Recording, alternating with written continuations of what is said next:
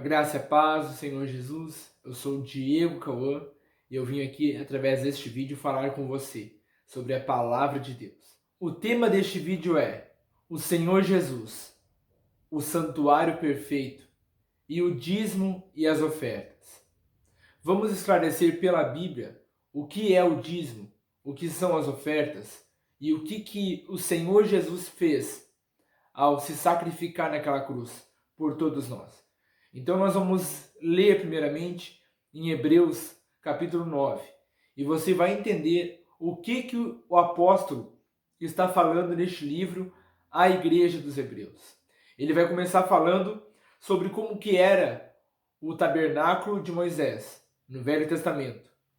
E olhando para o capítulo 9, você vai entender qual que é a diferença do Antigo Testamento, da Velha Aliança, para o Novo Testamento, uma nova aliança que o Senhor Jesus fez com todos nós. Nós que somos pecadores, nós que somos o povo gentil, aquele que não veio e que não está em Israel. Nós somos o povo gentil, sim. Ele veio para nós, os pecadores. Os israelitas ainda vivem pela lei. Eu e você não vivemos mais pela lei. Não seremos mais justificados pelas obras da lei, mas seremos justificados pela fé, a fé na pregação do Senhor Jesus. Seremos justificados pela graça do Senhor Jesus que nos foi dada através dele. Então, capítulo 9, o que está dizendo? Ora, verdadeiramente, o primeiro pacto tinha também ordenanças de serviço divino e um santuário terrestre, porque um tabernáculo foi preparado. O primeiro, no qual estava um candeeiro, que é o candelabro, a mesa e os pães da proposição. Esse é chamado de o santuário. E depois do segundo véu vinha o tabernáculo, que se chama o Santo dos Santos, que tinha um incensário de ouro, a arca do pacto, toda coberta de ouro em redor, na qual estava um vaso de ouro que continha o maná, o cajado de Arão, que tinha brotado, e as tábuas do pacto. Então, as duas tábuas das leis, as tábuas dos 10 mandamentos. E sobre a arca, os querubins da glória, que cobriam o propiciatório. Sobre tais coisas não podemos falar agora particularmente. Quando estavam estas coisas assim ordenadas, os sacerdotes entravam sempre no primeiro tabernáculo, realizando o serviço de Deus. Mas no segundo, apenas o sumo sacerdote, uma vez por ano, não sem sangue, o qual ele oferecia por si mesmo e pelos erros do povo. Então, para entrar no segundo véu, que era o Santo dos Santos, só podia entrar o sumo sacerdote. Ele se oferecia por si mesmo pelos erros do povo. Veja só aonde nós vamos chegar. Isto é uma figura que se refere ao tempo presente, no qual se ofereciam tanto dons como sacrifícios que não podiam aperfeiçoar ou que realizavam o serviço em relação à consciência, que consistia apenas em comidas e bebidas e diversas abluções e ordenanças carnais, impostas sobre eles até o tempo da reforma. Veja bem, até o tempo da reforma. O que aconteceu? No versículo 11, agora você vai entender. Mas Cristo, ao vir como sumo sacerdote das coisas boas que virão, por meio de um tabernáculo maior e mais perfeito, não feito por mãos de homens, isto é, não desta construção, e nem pelo sangue de bodes e novilhos, mas por seu próprio sangue, entrou uma vez por todas no santo lugar, tendo obtido eterna redenção para nós. Porque se o sangue de bodes e de touros e as cinzas de uma novilha espargidos sobre os impuros santificam, trazendo a purificação da carne, quanto mais o sangue de Cristo, que pelo Espírito Eterno se ofereceu a si mesmo, imaculado a Deus, purificará das obras mortas a vossa consciência para servirdes ao Deus vivo. Então, qual que foi o sacrifício perfeito? O sangue do Senhor Jesus, imaculado por Deus, não tendo pecados, ele entrou de uma vez por todas dentro do santuário, sendo o sumo sacerdote pela ordem de Melquisedeque, que veio antes de Moisés. Então, o Senhor Jesus, ele é sumo sacerdote superior aos levitas da linhagem de Arão. Ele é sumo sacerdote, ele foi o último. Então ele fez o sacrifício perfeito. Ele se ofereceu por todos nós, não por sangue de bodes e nem de ovelhas e comidas e bebidas. O Senhor Jesus, ele fez uma nova aliança com todos nós. Por isso, ele é o mediador de um novo testamento, para que por meio da morte, para a redenção das transgressões cometidas debaixo do primeiro testamento, os chamados possam receber a promessa da herança eterna. Então, aqui no versículo 15, ele é o mediador de um novo testamento. Mas o Senhor Jesus, nos 4 primeiros livros do Novo Testamento aqui na Bíblia, Mateus, Marcos, Lucas e João, ele não estava ainda no Novo Testamento. Ele ainda vivia a velha aliança junto com os discípulos, junto com os fariseus, com os saduceus, com os escribas e com os judeus. Então ele vivia a lei. Em Mateus, ele diz que ele veio para cumprir a lei. Então ele estava vivendo. Ele não veio para denegrir a lei. Ele veio para cumprir ela. Cumprindo a lei, ele se fez um sacrifício. Ele se fez como um sumo sacerdote da parte de Melquisedeque. Ele cumpriu o sacrifício melhor do que a linhagem de Arão dos levitas e dos sacerdotes. Você consegue entender isso? Mas para que houvesse uma nova aliança, precisava que o testador estivesse morto. Vamos ver? Então, no versículo 16. Porque onde há testamento, necessário é que venha a morte do testador. Veja bem, para que se cumprisse o que os profetas falavam, o Senhor Jesus precisava ser entregue à morte. E a morte de cruz. Por quê? Porque pela lei dos homens, dos judeus, eles criaram a lei. Maldito todo aquele que for pendurado no madeiro. Então o Senhor Jesus precisava cumprir todas as leis daqueles homens, daquele tempo, daquela época. Versículo 17, veja bem. Porque um testamento só tem efeito, só tem poder após a morte dos homens. Do contrário, não tem força alguma enquanto o testador vive. Então, para que houvesse uma nova aliança, o testador de uma nova aliança precisava estar morto. E o Senhor Jesus estando morto, nós então estaríamos a parte de uma nova herança. A herança que foi prometida a Abraão, a promessa que foi prometida a Abraão, nós iríamos receber através de uma nova aliança que o Senhor Jesus fez. Esta aliança passada do Velho Testamento, ela foi quebrada. No livro de Jeremias está dizendo, no capítulo 31, versículo 31. Eis que vem dias, diz o Senhor, em que eu farei um novo pacto com a casa de Israel e com a casa de Judá. Não conforme o pacto que eu fiz com seus pais, no dia em que os tomei pela mão para os tirar da terra do Egito, porquanto eles quebraram o meu pacto, embora eu os tenha desposado, diz o Senhor. Porém, este será o pacto que eu farei com a casa de Israel depois daqueles dias, diz o Senhor. Eu colocarei minha lei no seu íntimo, no seu coração, e as escreverei nos seus corações, e serei o seu Deus, e eles serão o meu povo. E eles não ensinarão mais cada homem a seu próximo, e cada homem a seu irmão, dizendo, conhecei ao Senhor, porque todos conhecerão a mim. Está dizendo Deus, todos conhecerão a mim, desde o menor até o maior deles, diz o Senhor, pois eu perdoarei a sua iniquidade e não me lembrarei mais do seu pecado. Então, com essa nova aliança, Deus está dizendo que ele não mais se lembrará das iniquidades do povo e ele perdoará os seus pecados. E não vai mais se lembrar dos nossos pecados. Por quê? Do que Deus está alertando aqui através do profeta Jeremias? Ele está alertando que uma pessoa, um homem, iria vir, iria cumprir as leis aqui que o povo quebrou com Deus. E esse homem iria cumprir as leis e faria uma nova aliança. E ele nos deu essa nova aliança. O Senhor Jesus se fez este mediador por todos nós. Mas o que é o dízimo? O dízimo é a 10ª parte que os levitas davam como alimento e entregavam na casa do tesouro.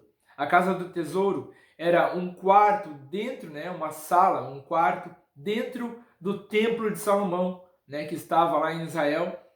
E neste quarto, neste lugar, a casa do tesouro, havia compartimentos para colocar os cereais, trigo, cevada, hortelã, cominho, endro, diversos tipos de alimentos, a quais abasteciam a casa do Senhor. Por isso que em Malaquias 3:10, Deus está falando: roubarás o homem a Deus? O povo pergunta para Deus: quem que é este povo? Para quem que Deus está falando no livro de Malaquias? Com quem Deus está falando no livro de Malaquias? É com os levitas? É comigo? É com você? Então esta é a pergunta que nós vamos começar a fazer agora neste vídeo, para que você possa entender o que é o dízimo nos dias de hoje, se precisamos devolver os dízimos nos dias de hoje, se precisamos dar ofertas, se precisamos nos sacrificar fazendo votos e sacrifícios. Qual que é a verdade que não nos foi contada? Vamos ler na palavra de Deus? Vamos entender agora? Então venha comigo, pegue a sua Bíblia e vamos ver. Para entendermos o que é o dízimo, muitas pessoas pregam que se nós não devolvermos o dízimo, seremos ladrões, estamos roubando a Deus e seremos lançados no inferno, no lago de fogo e enxofre. É isso mesmo que você ouviu. Muitas vezes nós vamos à igreja, ouvimos pregações, nós queremos conhecer a Deus. A pessoa está numa fase da sua vida, ela precisa conhecer a Deus. Para conhecer a Deus, precisamos primeiro passar pelo Senhor Jesus. Ninguém vai ao Pai senão por Ele. Então, é do Senhor Jesus que nós necessitamos. Para conhecermos o Senhor Jesus, precisamos invocar o seu nome. É Ele que nos traz a redenção dos pecados, é Ele que nos purificou, é Ele que nos perdoou dos nossos pecados. Então não estamos mais debaixo da lei, não estamos mais de ordenanças do Velho Testamento. É isso o que muitas pessoas deveriam passar para nós, que um dia precisávamos conhecer o Senhor Jesus. Conhecendo o Senhor Jesus, vamos conhecer a Deus e vamos conhecer que não precisamos mais fazer tais coisas. Quando eu vou na igreja, o que eu quero ouvir é a palavra de Deus. Mas eu não quero ouvir que eu vou ser um ladrão e que eu vou estar roubando a Deus, sendo que Deus não precisa do meu dinheiro. Deus é o dono de todas as coisas. O que eu quero explicar aqui neste vídeo é a simples verdade. Por que eu uso Malaquias 3:10 ou Mateus 23:23 para falar do dízimo? Por que eu uso esses versículos, mas eu não uso o contexto que vem antes destes versículos? De Malaquias 3:10, onde está falando: roubará o homem a Deus? E Deus fala: vós me roubais nos dízimos e nas ofertas alçadas. Mas o que vem antes disso? Por que a pessoa que está pregando não fala o que vem antes disso? No capítulo 2 de Malaquias, Deus está falando com os sacerdotes que eles criavam leis para desviar as pessoas. Estavam fazendo coisas que Deus não estava se agradando. E no capítulo 3, Deus começa a cobrar as pessoas por estarem se desviando das ordenanças dele. E Deus começa a falar: vocês estão longe de mim. E as pessoas falam: mas no que estamos longe? No que nos desviamos? Mas Deus alerta: vocês quebraram o meu pacto, vocês quebraram o meu concerto. Então eu vou trazer uma nova aliança, assim como nós vemos agora há pouco no vídeo, em Jeremias capítulo 31, versículo 31, que Deus disse que precisava ser feita uma nova aliança. Mas por que usam de Malaquias 3:10? Com quem Deus está falando em Malaquias 3:10? Ele está falando com os levitas, aqueles que cuidavam do templo. Estavam desviando do templo certos alimentos, estavam desviando o dízimo de muitos alimentos da casa do tesouro, aonde se mantinha o alimento para distribuir as 12 tribos de Israel.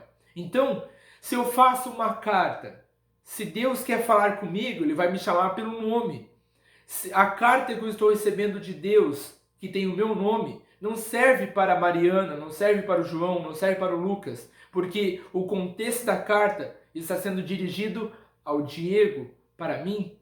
Então Deus está falando com os levitas. Se ele falou com os levitas, ele está falando comigo? Não, porque eu faço parte do povo gentil. Quem me garante que eu sou judeu? Quem me garante que eu sou israelita? Quem pode me garantir que eu sou um levita? Quem pode? Então, muitos estão dizendo que nós ainda estamos e fazemos parte dos levitas e precisamos devolver o dízimo e as ofertas. Mas quem me garante isso? Se o Senhor Jesus, em 2 Coríntios capítulo 3, versículo 6, ele disse que ao tirar o véu de Moisés da face do seu rosto, eles se converterão a Deus. E essas leis do Velho Testamento, o Senhor Jesus, ele aboliu. O apóstolo Paulo está falando isso. Que as coisas do passado se foram. Eis que uma nova criatura nós somos. Nós vivemos uma nova vida agora com Cristo. Morremos para o pecado e nascemos para ter uma vida eterna com o Senhor Jesus. Eu quero esclarecer aqui neste vídeo poucas coisas, pelo que eu entendi pela Bíblia, e não por ensinamentos, por doutrinas. O que é uma doutrina? É a base de ensinamentos, tanto religioso como político, tanto como filosófico, de ideias. É um conjunto de ideias que formam uma base de certo tipo de crença, vamos dizer assim. Então, doutrinas estão sendo passadas para nós. Mas se nós começarmos a pegar a palavra de Deus, você vai ver que nós não precisamos mais fazer isso. Eu não preciso mais subir em um altar, sendo que o altar que Deus quer habitar é o meu coração. O altar que Deus quer habitar na sua vida é o seu coração.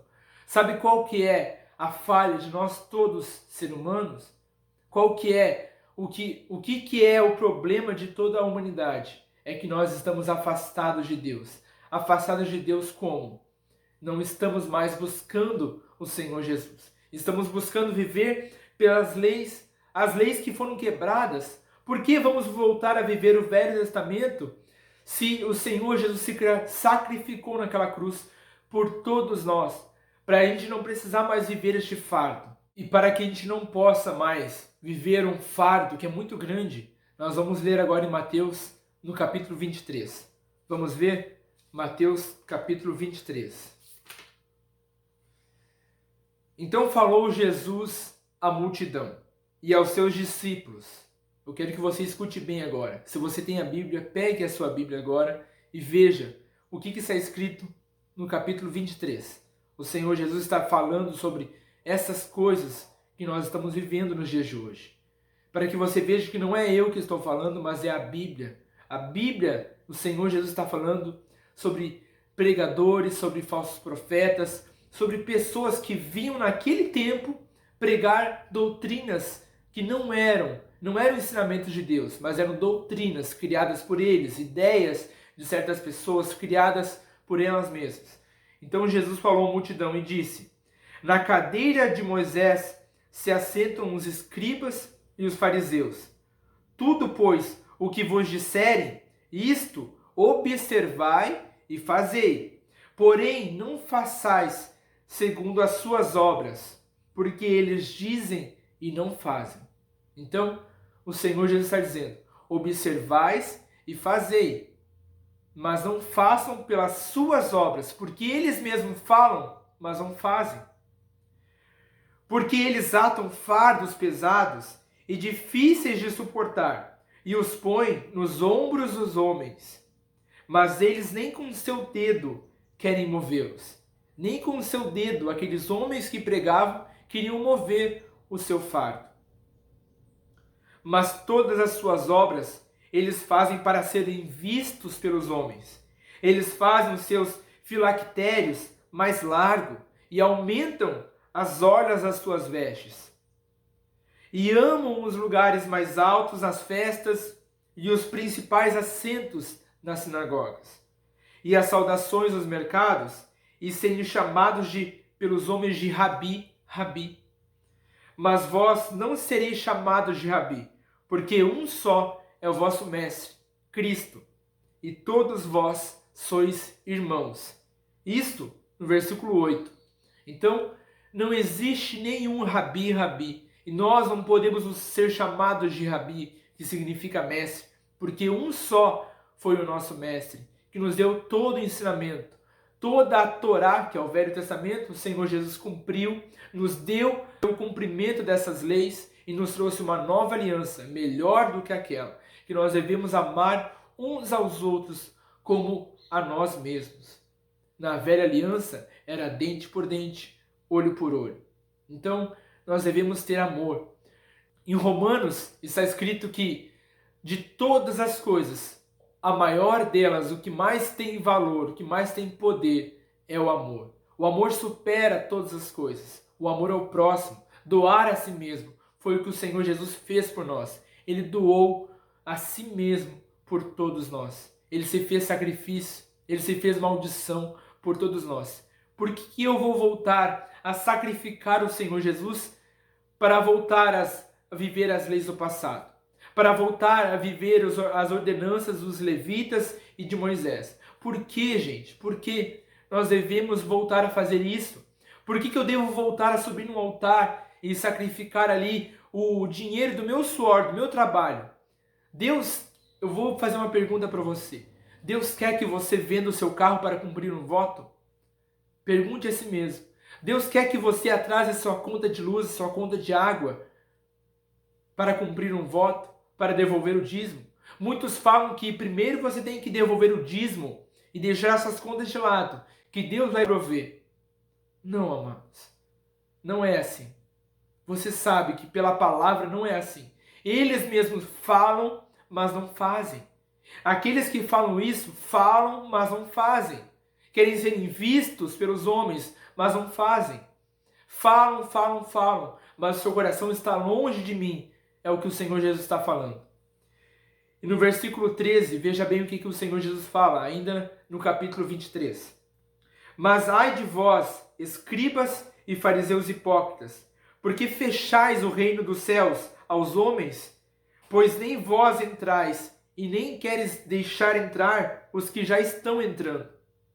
Ai de vós, escribas e fariseus hipócritas, porque devorais as casas das viúvas, e sobre pretexto fazeis longas orações, por isso recebereis a maior condenação.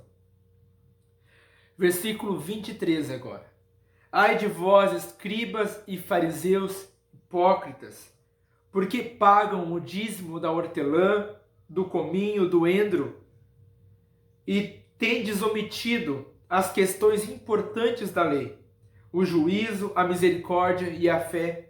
Essas coisas vocês tinham que ter feito, e não deixais as outras por fazer.